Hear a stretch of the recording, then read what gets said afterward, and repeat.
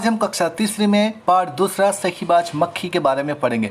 सेखीबाज, सबसे पहले तो आपको सेखीबाज का मतलब समझना पड़ेगा। सेखीबाज का मतलब होता है कि बड़ी बड़ी बात करने वाला, बड़ी बड़ी बात पर मक्खी। आप इस पाठ में आप देखेंगे तो मक्खी है वो बड़ी बड़ी बातें करती है। तो चलो हम कहानी को शुरू करते हैं। एक था जंगल, उस जंगल में एक शेर भोजन करके आराम कर रहा था। इतने में एक मक्खी उड़ती उड़ती वहां आ पहुंची। शेर ने 2-3 दिनों से स्नान नहीं किया था, इसलिए मक्खी शेर के कान के एकदम पास भिन भिन करने लगी। शेर को बहुत मुश्किल से नींद आई थी। उसने पंजा उठाया, मक्खी उड़ गई, लेकिन फिर से शेर के कान के पास भिन भिन शुरू हो गई। अब शेर को आपने इसमें देखा कि भाई एक जंगल था, उस जंगल में एक शेर भोजन करके आराम कर रहा था, ठीक है। तो वहां पर एक मक्खी उड़ती उड़ती आती है और शेर के कान के पास आकर भिन भिन शुरू करने लगती। एक तो शेर ने 2-3 दिनों से स्नान भी नहीं किया था। इसका मतलब ये है कि अगर आप स्नान नहीं करोगे तो आपके पास भी मक्खियाँ भिन भिन हो सकती है, ठीक है बच्चों। और शेर को बहुत गुस्सा आ गया, क्योंकि शेर के कान के पास आकर मक्खी भिन भिन शुरू कर दिया।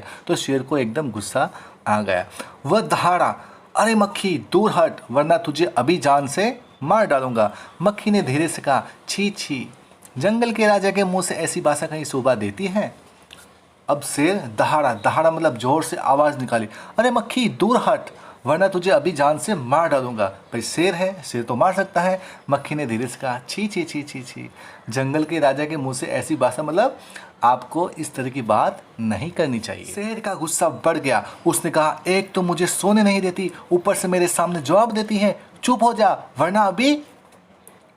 आपने देखा शेर का गुस्सा इतना बढ़ गया। उसने कहा, एक तो मुझे तुम सोने नहीं देती हो और ऊपर से मेरे सामने तुम जवाब देती हो, तुम चुप हो जाओ वरना अभी। इसका मतलब ये होता है कि मैं तुझे अभी मार दूंगा। मक्खी बोली, वरना क्या कर लोगे? मैं क्या तुमसे डर जाऊंगी? मैं तो तुमसे भी लड़ सकती हूँ, हिम्मत हो तो आ जाओ। अब शेर ने ऐसा बोला कि मैं तुझे मार डालूंगा, तो मक्खी ने भी सामने क्या बोला, क्या मैं आपसे डरती हूँ क्या? अगर हिम्मत है तो मेरे सामने आ जाओ, मैं भी आपसे लड़ूंगी। शेर आग बबूला हो उठा। उसने कान के पास पंजा मारा। मक्खी तो उड़ गई, पर कान जरा छिल गया। मक्खी उड़कर शेर की नाक पर बैठी, तो उसने मक्खी को फिर पंजा मारा। मक्खी उड़ गई, अब की बार शेर की नाक छिल गई। मतलब अब यहाँ पर खेल शुरू होता है। मक्खी कभी उसके कान के पास बैठती है, तो शेर गुस्सा होकर कान के ऊपर पंजा मारता है। तो कान के ऊपर जब पंजा मारता है तो मक्खी उड़ जाती है और उसका कान छिल जाता है। तो कभी कभी वो गर्दन पे बैठती है, नाक पे बैठती है, उस तरह से अलग अलग जगह पर बैठती जाती है और शेर पंजा मारता जाता है। मक्खी कभी शेर के माथे पर बैठती, कभी गाल पर तो कभी गर्दन पर। शेर पंजा मारता जाता और खुद को घायल करता जाता। मक्खी तो फट से उड़ जाती। अंत में शेर ऊब गया, थक गया। वह बोला, मक्खी बहन अब मुझे छोड़ो, मैं हारा और तुम जीती, बस। अंत में शेर ने क्या बोला, मक्खी बहन आप जीत गई और मैं हारा। मक्खी घमंड में चूर होकर उड़ती उड़ती आगे बढ़ी। सामने एक हाथी मिला। मक्खी ने कहा, अरे हाथी मुझे प्रणाम कर, मैंने जंगल के राजा शेर को हराया है, इसलिए जंगल में अब मेरा राज चलेगा। हाथी ने सोचा, इस पागल मक्खी से बहस करने में समय कौन बर्बाद करे। मतलब हाथी समझदार था, उसको पता था कि ये मक्खी बकवास कर रही है, वो पागल मक्खी है, उसकी बात मुझे सुननी नहीं चाहिए। तो इस हाथी से हमें क्या सीखने को मिलता है, कोई अगर ज़्यादा बकवास भी करे तो हमें उसमें ध्यान नहीं देना चाहिए। हाथी ने सूंड ऊपर उठाकर मक्खी को प्रणाम किया और आगे बढ़ गया। सामने से आ रही लोमड़ी ने यह सब देखा। लोमड़ी मंद मंद मुस्कुराने लगी। मंद मंद का मतलब धीरे धीरे। इतने में मक्खी ने लोमड़ी से कहा, अरे ओ लोमड़ी, चल मुझे प्रणाम कर, मैंने जंगल के राजा शेर और विशालकाय हाथी को भी हराया है। हाँ भाई, हाथी ने तो सूंड उठाकर मक्खी जी को प्रणाम किया और वो आगे बढ़ गया। वो ये सब एक लोमड़ी देख रही है और वो मंद मंद हंसने लगती है। फिर मक्खी ने लोमड़ी से भी कहा, अरे वो लोमड़ी, चल मुझे प्रणाम कर, मैंने जंगल के राजा शेर और विशालकाय हाथी को भी हराया। मतलब मैंने जंगल के राजा शेर को भी हराया है और विशालकाय, विशालकाय का मतलब क्या होता है, बड़ा शरीर वाला, ठीक है, बड़ा शरीर वाला हाथी को भी मैंने हराया है, तो मुझे प्रणाम कर। लोमड़ी ने उसे प्रणाम किया, फिर धीरे से बोली। भाई लोमड़ी ने तो उसका कहना माना और उसे प्रणाम किया और धीरे से बोली, धन्य हो मक्खी रानी, धन्य हो, धन्य है आपका जीवन और धन्य है आपके माता पिता। लेकिन मक्खी रानी, उधर वह मकड़ी दिखाई दे रही है ना, वह आपको गाली दे रही थी, उसकी ज़रा खबर लो ना। मक्खी ने उसकी बहुत तारीफ की कि भाई धन्य हो मक्खी रानी, धन्य हो, धन्य है आपका जीवन। इस तरह से बोलकर उन्हें धीरे से एक बात बोली, मक्खी रानी, वो मकड़ी है ना आपको गाली दे रही थी। यह सुनकर मक्खी गुस्से से लाल उठी। मक्खी बोली, उस मकड़ी को तो मैं चुटकी बजाते खत्म कर देती हूँ। यह कहते हुए मक्खी मकड़ी की तरफ झपटी और मकड़ी के जाले में फंस गई। मक्खी जाले से छूटने की ज्यों-ज्यों कोशिश करती गई त्यों-त्यों और भी अधिक फंसती गई। अंत में वह थक गई, हार गए। यह देखकर लोमड़ी मन मुस्कुराती हुई वहाँ से चलती बनी। मतलब यहाँ पर लोमड़ी का काम हो चुका था। लोमड़ी ने ऐसा क्यों किया? अभी लोमड़ी मक्खी का अभिमान उतारना चाहती थी, इसलिए उसको मकड़ी के जाले में फंसा दिया। उसको पता था कि एक बार मक्खी अगर उस मकड़ी के जाले में जाएगी तो वहाँ पर फंस जाएगी और उसका वहाँ पर अंत हो जाएगा। हाँ, तो लोमड़ी ने वो कार्य पूरा करके दिखाया और मक्खी का अभिमान उतार दिया। तो अंत में आपने देखा कि मक्खी ज्यों-ज्यों कोशिश करती गई वो अधिक ही उस मकड़ी के जाले में फंस गई और वहाँ पर उसने दम तोड़ लिया होगा। तो बच्चों, आपको ये कहानी कैसी लगी? अगर आपको ये कहानी अच्छी लगी है तो प्लीज़ इस चैनल को सब्सक्राइब करें। हाँ, तो बच्चों, अभी हम इस कहानी का स्वाध्याय को देखेंगे। सबसे पहले है कैसी लगी कहानी। कक्षा में साथियों के साथ आपको बातचीत करना है। तो पहला प्रश्न है, तुम्हें कहानी में कौन सबसे अच्छा लगा और क्यों? तो इसका उत्तर है, हमें कहानी में सबसे अच्छी लोमड़ी लगी क्योंकि उसने बड़ी चतुराई से काम लिया। उसने मक्खी को सबक सिखाने के लिए उसे मकड़ी के जाले में फंसा दिया। इसी से मक्खी का घमंड चूर चूर, मतलब उसका घमंड उतर गया, टूट गया। प्रश्न दूसरा, मक्खी मकड़ी के जाल में फंस गई थी, फिर क्या हुआ होगा? कहानी को आप लोग आगे बढ़ाओ।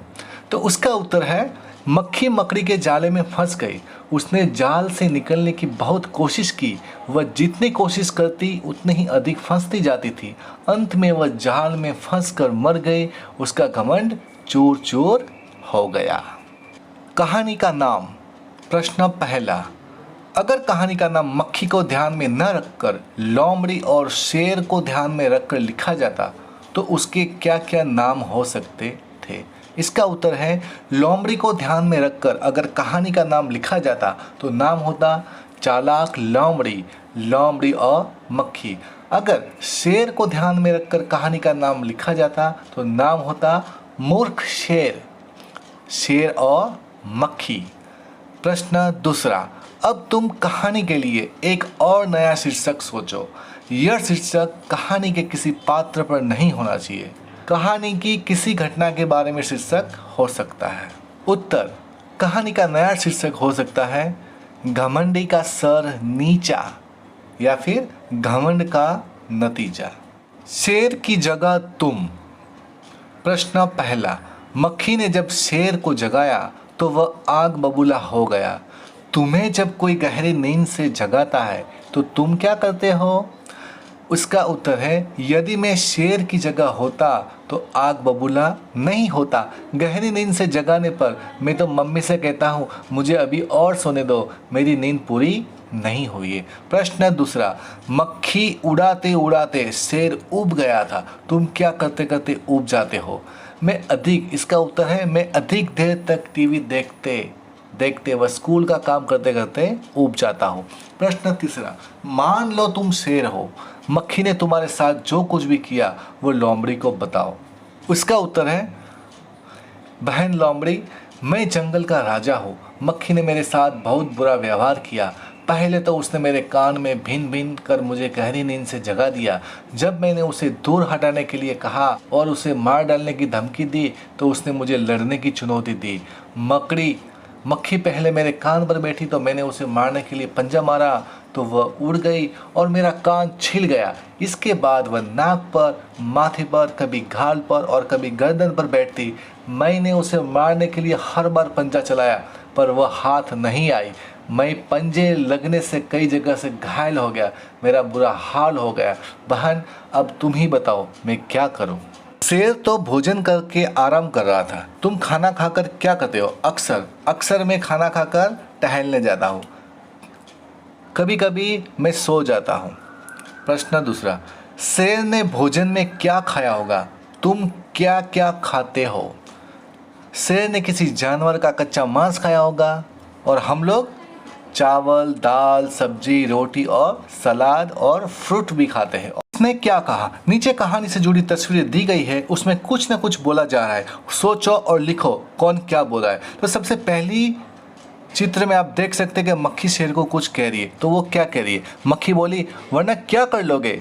मैं क्या तुमसे डर जाऊंगी? मैं तो तुमसे भी लड़ सकती हूँ, हिम्मत हो तो आ जाओ।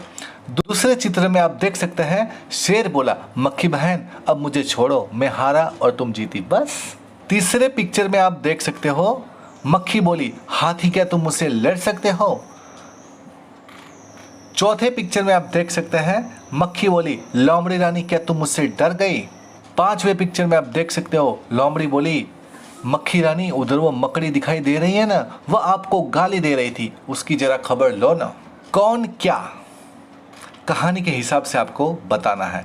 घमंडी मक्खी, चतुर हाथी, समझदार हाथी, डरपोक शेर, सबसे चतुर लोमड़ी, आलसी शेर। चुटकी बजाते ही, चुटकी बजाने का मतलब होता है बहुत जल्दी कोई भी कार्य को कर लेना। तुम कौन कौन से काम चुटकी बजाते ही कर लेते हो, बताओ। उत्तर, हम दूध पीने, जूते पहनने, बालों में कंघा करने, स्कूल की वर्दी पहनने, अपनी बात बोलने का काम चुटकी बजाते ही कर लेते हैं। प्रश्न दूसरा, अब तुम अपनी एक टोली बनाओ, तुम में से एक लीडर बनेगा, वह बाकी बच्चों को करने के लिए काम देगा जिसे चुटकी बजाते ही करना होगा। जैसे बाहर से 5 पत्तियां लाओ और उनके नाम बताओ, या सेखीबाज मक्खी के पात्रों के नाम बताओ, जो सबसे जल्दी कर ले वह लीडर बनेगा। तो बच्चों आपको ये 5 दोस्तों को मिलकर ये कार्य आपको करना है। रास्ता ढूंढो, यह मकड़ी उस रास्ते से जाना चाहती है जिस पर चलकर सबसे ज़्यादा जाले मिले। अंदर जाने के लिए 1, 2, 3, 4 और 5 में से कौन सा रास्ता होगा? तो चलो बच्चों हम इस मकड़ी को मदद करते हैं। तो सबसे पहला रास्ते में जाले कम है, दूसरे में भी कम है, तीसरे में भी कम है और 5वें में भी कम है। तो बचा कौन सा? चौथा। तो चौथा जाला में सबसे ज़्यादा जाले आएंगे। भाषा की बात, भाषा की बात, इन वाक्यों को अपने ढंग से आपको लिखकर बताना है। शेर आग बबूला हो उठा, इसका उत्तर है शेर गुस्से से कांपने लगा। प्रश्न दूसरा, उसकी जरा खबर लो ना, इसका उत्तर है उसके बारे में पता करो। तीसरा प्रश्न, उस मकड़ी को तो मैं चुटकी बजाते ही खत्म कर देती हूँ, इसका उत्तर है उस मकड़ी को मैं जल्दी ही मार देती हूँ। प्रश्न चौथा, जंगल के राजा के मुंह से ऐसी भाषा शोभा नहीं देती है, इसका उत्तर है जंगल के राजा को ऐसा नहीं करना चाहिए। उड़ते मंडराते, इनके पास तुमने अक्सर किन किन को उड़ते मंडराते देखा है? इसमें आपको करना क्या है कि जलते बल्ब के आसपास कौन भाई उड़ता है? तो भाई जलते बल्ब के आसपास मच्छर और छिपकलियाँ भी वहाँ पर उड़ती है और आपको वहाँ पर चलती हुई दिखाई देगी। खेतों में टिड्डे होते हैं, मच्छर होते हैं। इकट्ठे पानी के ऊपर क्या होता है? मच्छर होता है और मक्खी होता है। फूलों पर क्या होता है? तितली और भ्रमर होता है। कचरे के ढेर पर आपने मक्खी और मच्छर को देखा होगा। हलवाई की मिठाई पर कौन होता है? मक्खियाँ होती है और कभी कभी शहद की मक्खी भी होती है। कौन है सेखीबाज? क्या तुम किसी सेखीबाज को जानते हो? कौन है वह किस चीज़ के बारे में सेखी बघाड़ता है? मतलब कि आपके आसपास में कोई सेखीबाज है, मतलब बड़ी बड़ी बात करने वाला कोई है? तो भाई उसका उत्तर देखिए आप।